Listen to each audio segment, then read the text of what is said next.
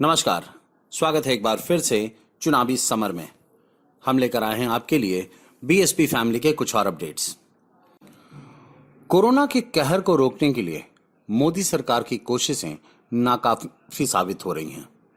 इसकी वजह से अब जनता की निगाहें सुप्रीम कोर्ट पर जा अटकी है। दरअसल मोदी सरकार ने कोरोना से होने वाली तबाही को कम करने के लिए देश में लॉकडाउन तो लगा दिया, लेकिन इसे कड़ाई से पालन कराने में सरकार नाकाम हो गई।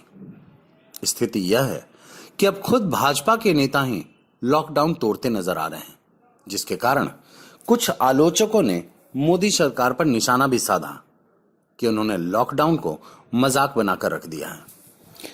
खैर, मोदी सरकार नहीं संभली, जिसकी वजह से सुप्रीम कोर्ट में जनहित याचिका दायर की गई है और कहा गया है कि कोरोना वायरस का प्रकोप दिन ब दिन बढ़ता जा रहा है। ऐसे में लॉकडाउन का सही तरह से पालन हो, इसके लिए प्रत्येक राज्य में मिलिट्री की तैनाती का निर्देश दिया जाए।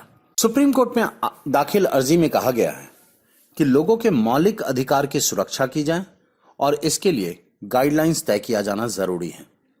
याचिका में कहा गया है कि देश भर के विभिन्न स्थानों पर सरकार के रोक के बावजूद लोग कई जगह पर इकट्ठा हुए हैं।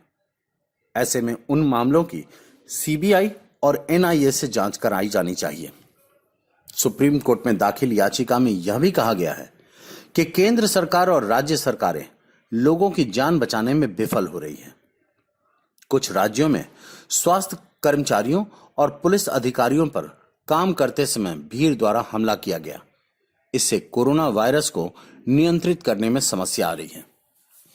याचिका में यह भी कहा गया है कि जो लोग क्वारंटाइन हैं या जिनका उपचार चल रहा है, वे लगातार क्वारंटाइन सेंटरों या अस्पतालों से भाग रहे हैं।